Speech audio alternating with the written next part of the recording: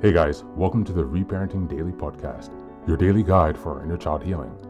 This podcast helps you establish a consistent reparenting routine and is divided into 3 sections.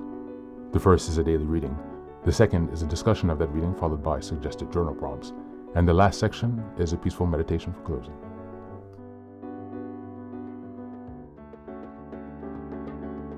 Good morning, good afternoon, and good evening from whenever and wherever you're joining us. I'm so glad that you're here as we continue on this journey of self-expansion and growth. If this is your first time, welcome.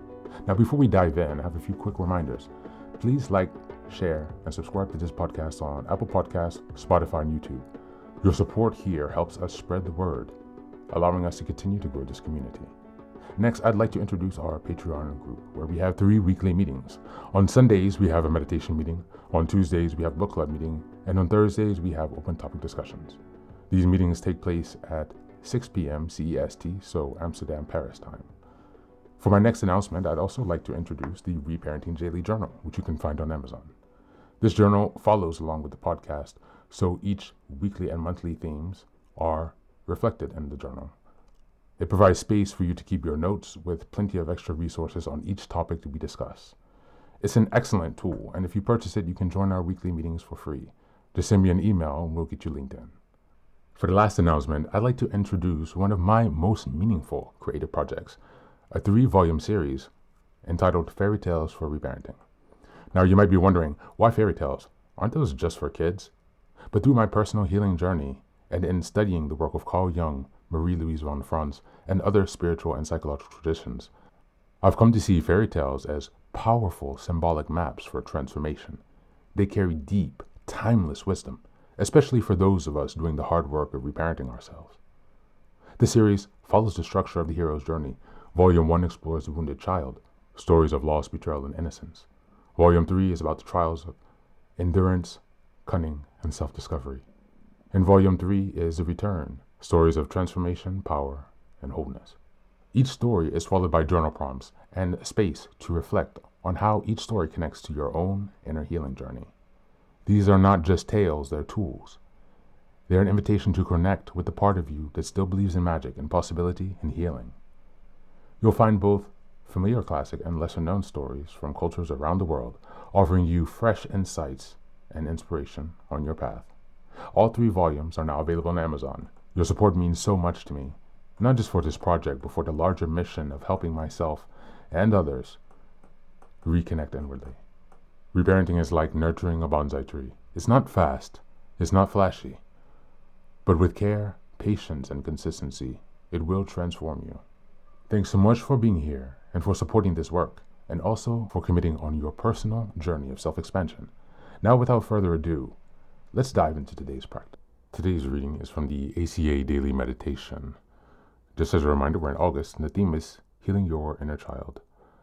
We're in week 2, August 8th until the 14th, and the theme for this week is Reparenting Your Inner Child. The reading is entitled Reparenting. The first step in reparenting ourselves involves recognizing the loving voice inside. Big Red Book, page 298. Growing up in a dysfunctional family was chaotic. We walked on eggshells, waited for the other shoe to drop, or held our breath and waited for the war to start. In the morning, after a brutal night, everyone pretended like nothing had happened. When we first came to ACA, many of us were angry, defensive, and at the end of our ropes. We were either in the middle of chaos or deep in isolation. We knew what it felt like to be on this emotional roller coaster of life, 1 minute up, the next minute down. What we learn in this program is that showing up and doing the work is critical. As we learn to value, surrender, acceptance, love, forgiveness, we begin to build a strong foundation for a better way of life. We learn to reparent ourselves, which means becoming our own loving parent who provides the inner child with what we didn't receive from our families. It's like a fresh, almost being reborn. On this day, I am grateful for what the ACA has taught me about the value of my choices and how to reparent myself.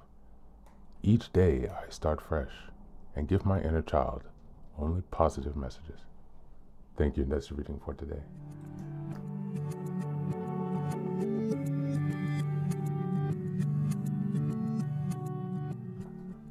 Welcome back, welcome back. In a month of healing the inner child, today's reading reminds us that reparenting begins with hearing and trusting the loving voice inside. For those of us who grew up in chaos, unpredictability, or emotional neglect, the idea of an inner loving parent may feel foreign.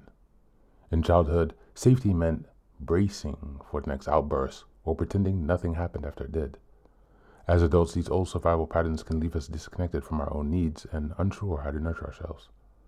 Reparenting asks us to replace that instability with steady, compassionate self-talk and to those actions that make our inner child feel safe. This week's theme of reparenting the inner child brings the focus to daily practice. It's not just about recognizing our inner child's wounds, it's about showing up consistently as the adult they can rely on. That means we choose patience over self-criticism, rest over overwork, and truth over denial. When we offer ourselves the positive, affirming messages we never had growing up, we rewrite the script of our lives. Each day becomes a fresh start, not a continuation of the chaos we once knew. As we go into the journal prompts today, number 1, what does your inner loving parent sound like when they need to speak to you? If you're not sure yet, write what you wish they did sound like. Number 2, think of a chaotic or unpredictable memory from childhood. If your loving parent could step in, what would they do or say in that moment? And number 3, how can you create a sense of steadiness for your inner child today? That's it for today. As always, thanks for being here. Take care of yourself, and please do be well.